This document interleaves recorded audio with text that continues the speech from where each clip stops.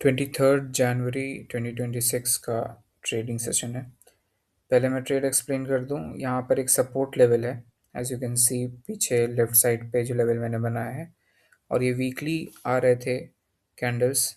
Last candle जो red की थी वो रिजेक्ट हुई थी नीचे से, plus down trend down momentum में उसने एक नया हाई बना दिया था, जो कि नहीं होना चाहिए था अगर वो लोग नीचे जाना है उन लोग को। तो ये सारे रीजंस को लेके मैंने ये ट्रेड लिया। आज का दिन मैं पहले से बता दूं, ये आज का जो सेशन हुआ उसमें 3 कॉन्जिक्यूटिव विन्स हुए, जिससे मेरा टारगेट भी हिट हो गया, और 3 कॉन्जिक्यूटिव विन्स थे, बीच में कोई भी लॉसेस नहीं थे। तो यहाँ पर मैं पहले क्लियर कर देना चाहता हूँ कि इसमें कोई खुश होने वाली बात नहीं है कि टारगेट हिट हुआ। इससे भी नहीं खुश होना है, इससे भी खुश नहीं होना है कि 3 कॉन्जिक्यूटिव विन्स थे।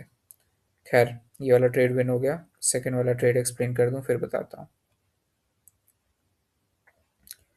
सेकेंड वाले में एज यू कैन सी यही यूएसडी आरएस का ही चार्ट है, और ऊपर एक जोन बना हुआ है सेलर्स का। तो आई वॉज वेटिंग कि उसी जोन में वो रिजेक्ट होके क्लोज करे। तो ऊपर एक राउंड नंबर भी था 1517 का, as you can see price right side पे आप लोग देखोगे तो प्राइस दिखेगी। तो वो उसके नीचे क्लोज हुई, राउंड नंबर लेवल जो है 1517 के।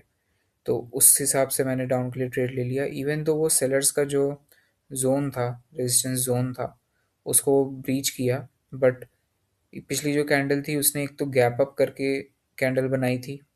ये रीज़न भी था, जब भी गैप अप हो, सेपरेट गैप अप मतलब ग्रीन कैंडल के बाद गैप अप हो और फिर एक ग्रीन कैंडल बन जाए। तो जब भी ऐसा होता है तो यूजुअली केसेस में प्राइस रिवर्स करती है। प्लस लेफ्ट लेग में जो हमारे पास विक्स थे, इफ़ यू कैन सी, एक ग्रीन कलर का इन्वर्टेड हैमर है, और उसके बगल में एक रेड कलर का कैंडल है, उसका भी विक ऊपर की तरफ है। तो वो भी रेजिस्टेंस की तरफ वर्क कर रहा था, प्लस जो राउंड नंबर लेवल था वो तो था ही।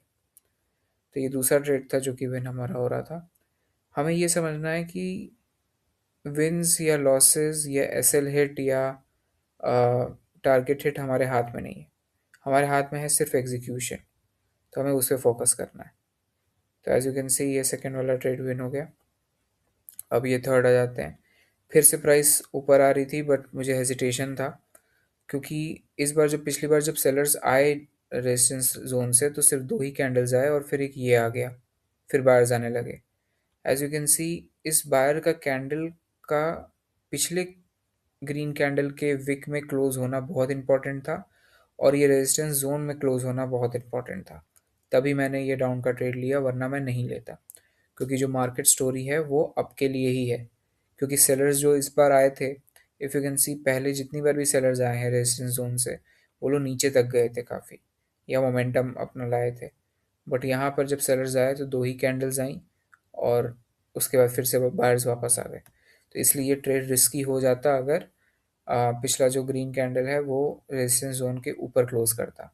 बट उसने रेजिस्टेंस जोन में भी क्लोज किया, प्लस अपने ही पिछले ग्रीन कैंडल के हाई के अंदर क्लोज किया। तो इस तरह से मैंने डाउन के लिए ट्रेड ले लिया। हाँ, ये था कि लास्ट सेकंड में उसने अंदर क्लोज किया था। तो लास्ट सेकंड में जब ब्रेकआउट होता है तो हम लोग उसको इनवैलिड मानते हैं। बस इसका ये नहीं श्योर था कि लास्ट सेकंड में अगर ब्रेकआउट नहीं हुआ तो फिर उसको क्या मानेंगे। But as you can see ये ट्रेड हमारा विन हुआ। तो हमें बस अपने एग्जीक्यूशन पे ध्यान देना है।